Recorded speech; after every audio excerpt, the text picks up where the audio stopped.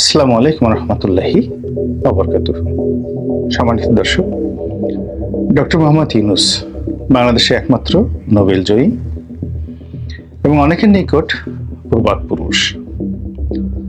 তার উপর যে আইনি ব্যবস্থা নেওয়া হচ্ছে তার বিরুদ্ধে, এটি নিয়ে জনগণের যে চিন্তা এবং চেতনা, সেটি হলো এই ভদ্রলোকটির প্রতি অন্যায় করা হচ্ছে। অন্যদিকে তার যারা পশ্চিমা বন্ধু রয়েছে, আমেরিকা, ইউরোপ থেকে শুরু করে অন্যান্য দেশের যারা রাষ্ট্রপ্রধান থেকে শুরু করে সুধী সমাজ, তারা সবাই এক বাক্যে বলার চেষ্টা করছে যে এই বয়োবৃদ্ধ মানুষটিকে রাষ্ট্রীয় পর্যায় থেকে অত্যাচার করা হচ্ছে, জুলুম করা হচ্ছে এবং তার প্রতি অন্যায় করা হচ্ছে। এবং ইতিপূর্বে তার পক্ষে মার্কিন যুক্তরাষ্ট্রের সাবেক প্রেসিডেন্ট, পররাষ্ট্রমন্ত্রী থেকে শুরু করে অনেক বিশ্ব বরেণ্য গুরুত্বপূর্ণ ব্যক্তি, শত শত, এবং যে কজন নোবেল জয়ী ব্যক্তি আছেন জীবিত, তারা সবাই তার পক্ষে বিবৃতি দিয়েছেন এবং প্রধানমন্ত্রীকে চিঠি লিখেছেন। কিন্তু আন্তর্জাতিক অঙ্গন যতই ডক্টর ইউনূসের পক্ষে দাঁড়িয়েছেন এবং ডক্টর ইউনূস যতই ভদ্র হওয়ার চেষ্টা করেছেন, চুপ থাকার চেষ্টা করেছেন, তার প্রতি জুলুম এবং অত্যাচার বাড়তেই থেকেছে। রাজনৈতিক প্রতিপক্ষ নেই, একটি মাত্র দল, তারাই সবকিছু করছে এবং তাদের ইচ্ছা মতোই সবকিছু পরিচালিত হচ্ছে। তো এটা ডক্টর ইউনূসের মুখে ব্যতিক্রমের কারণ হলো, সে 2009 সন থেকে তার বিরুদ্ধে যে সরকারি প্রচারণা চলছে, তিনি আসলে কখনোই প্রতিক্রিয়া দেখাননি। এর কারণ হলো, তিনি সবসময় একটা ধারণা করেছিলেন যে পশ্চিমারা তাকে সাহায্য করবে এবং তাকে উদ্ধার করবে এবং তার পক্ষ হয়ে তার যারা শত্রু তাদেরকে দাঁত ভাঙা জবাব দেবে। এখন তিনি বুঝতে পেরেছেন যে পশ্চিমারা এই কাজটি করবে না, বা পশ্চিমারা এই কাজটি করার ক্ষমতা রাখে না। উল্টো পশ্চিমাদের অনেক অনেক রাষ্ট্র ডক্টর ইউনূসকে বাদ দিয়ে বর্তমান আওয়ামী লীগের পক্ষে দাঁড়িয়েছে এবং শেখ হাসিনার মনোরঞ্জনের জন্য, তাকে রাজি খুশি করার জন্য অনেকগুলো বিষয় পশ্চিমারা চেপে যাচ্ছে। তো সেখানে ডক্টর মোহাম্মদ ইউনূসের যে প্রসঙ্গ, এটি এখন আর আগের মতো আসছে না। জাতিসংঘ থেকে সম্প্রতি কিছু বলা হয়েছে, আমেরিকা থেকে বলা হয়েছে, তাও একজন বিএনপি পন্থী সাংবাদিক প্রশ্ন করেছেন, তার জবাবে সেই আমেরিকার যিনি পররাষ্ট্র মন্ত্রণালয়ের মুখপাত্র ম্যাথিউ মিলার, তিনি বলেছেন যে ডক্টর মোহাম্মদ ইউনূসের বিষয়টি তারা গভীরভাবে পর্যবেক্ষণ করছেন এবং ডক্টর ইউনূসের সঙ্গে যে আচরণ করা হচ্ছে, এটি অনাগত দিনে বাংলাদেশ আমেরিকার যে বাণিজ্যিক সম্পর্ক, এটি নষ্ট করবে এবং বাংলাদেশে আমেরিকান যে বিনিয়োগ, এটি নষ্ট করবে। এগুলো সব কথার কথা, এগুলো আওয়ামী লীগ কখনো পাত্তা দেয় না, আওয়ামী লীগ এগুলো স্মরণ করতে চায় না। আর অন্যদিকে এর ফলে ডক্টর ইউনূস বুঝে গেছেন তার কোনো উপকার হবে না, উল্টো তার পক্ষে কথা বলার কারণে তার প্রতি যে জুলুম এবং অত্যাচার একটি বাড়তেই থাকবে।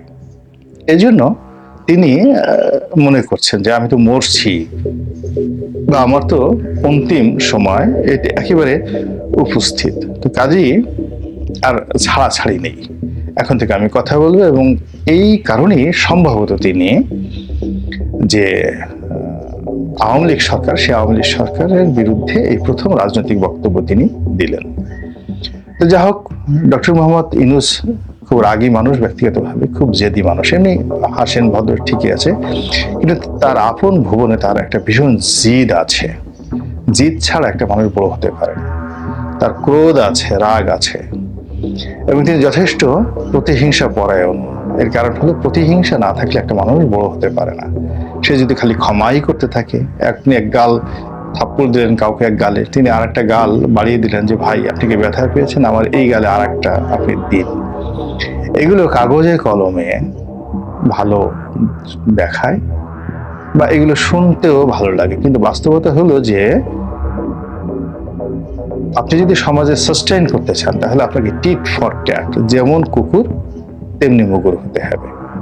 এক, আপনার প্রতিপক্ষ আপনাকে যেভাবে আপনাকে নিয়ে খেলছে, তার সঙ্গে ঠিক সমভাবে আপনাকে খেলতে হবে। যেভাবে আপনাকে আক্রমণ করছে সেভাবে আক্রমণ করতে হবে এবং আপনি একে প্রতিশোধ পরায়ণ হতে হবে।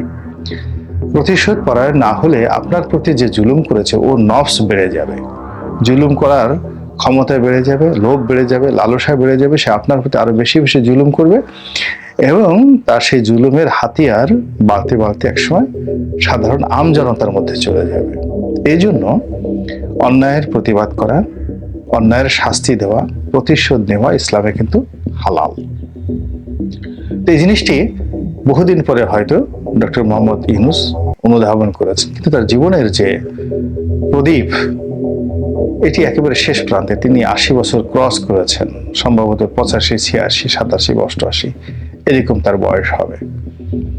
তো এই বয়স অনেকটা যাকে বলা হয় বৃদ্ধ শ্বেতহস্তি অথবা বৃদ্ধ নখ এবং দন্তহীন বাঘের যে শক্তিশালী দুটো অস্ত্র, তার যে ধারালো নখ এবং তার দাঁত, শক্তিশালী দাঁত, এবং আরেকটা হলো বাঘের জিহ্বা।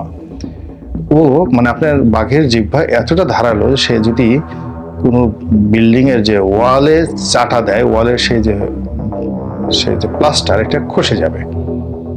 মানুষের শরীরে সে যদি একটা চাটা দেয়, মানুষের মাংস চামড়া সহ সে নিয়ে যাবে। বাঘের জিহ্বা এতটা শক্তিশালী।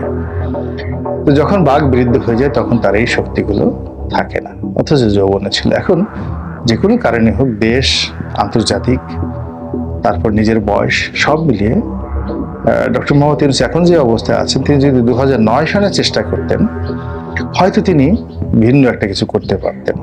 এখন আমি জানি না তিনি কি করতে পারবেন। তো তিনি এখন যদি কোমরে গামছা বেঁধে শেখ হাসিনার পেছনে নামেন, এই জায়গাটিতে তাকে একা ফাইট করতে হবে। এই কারণ হলো, তারই মতো যখন বেগম জিয়া বিপদগ্রস্ত হয়েছিলেন, তিনি অশান্তির সৃষ্টি হবে এই ভয়ে কোনো বক্তব্য দেননি।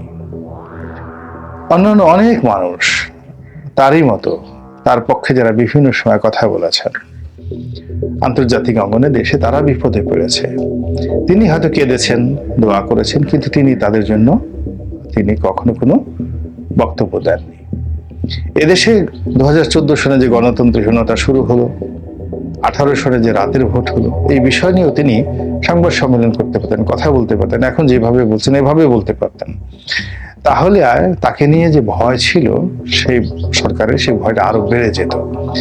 কিন্তু এখন তাকে জুলুম করতে সরকারের খুব মজা লাগছে। তিনি যেভাবে হেঁটে হেঁটে কোর্টে যাচ্ছেন, উপরে উঠছেন, তার যারা প্রতিপক্ষ এই অবস্থা দেখে তারা খুব শান্তি পাচ্ছেন। তো যাই হোক, সেই অবস্থাতে তিনি অনেক পরে হলো যে কথা বলা শুরু করেছেন রাজনীতি নিয়ে, অর্থ নিয়ে, সাহস করে তিনি যে বিষয়গুলো তুলে আনার চেষ্টা করছেন, আমি ব্যক্তিগতভাবে মনে করি যে একেবারে কোনো কিছু না করার চেয়ে করা ভালো। দেখি কি ফলাফল বয়ে আনে আর কি ঘটে। এ জমিন খুবই বিচিত্র, এখানে অনেক কিছু ঘটে, অনেকভাবে ঘটে, হঠাৎ করে ঘটে, এবং সত্যিকার অর্থে যখন ঘটে তখন একটা মুহূর্ত অনেককে সময় দেয়। আনার কি জানতো এই অবস্থা হবে দিল্লি, কলকাতাতে? বেনজির কি জানতেন যে এই অবস্থা হবে? আজিজ সাহেব কি বুঝতে পারছেন যে তার জন্য কি অপেক্ষা করছে? কাজেই মহান আল্লাহর সাহায্য চাই। আমাদের দেশের সম্মানিত মানুষের সম্মান আল্লাহ রক্ষা করুন, মর্যাদাবানদের মর্যাদা রক্ষা করুন। আর যারা অন্যায় করেন, আল্লাহ তার ঐশী শক্তি দ্বারা অন্যায়কারীকে এই জমিনে দৃষ্টান্তমূলক শাস্তি দান করুন।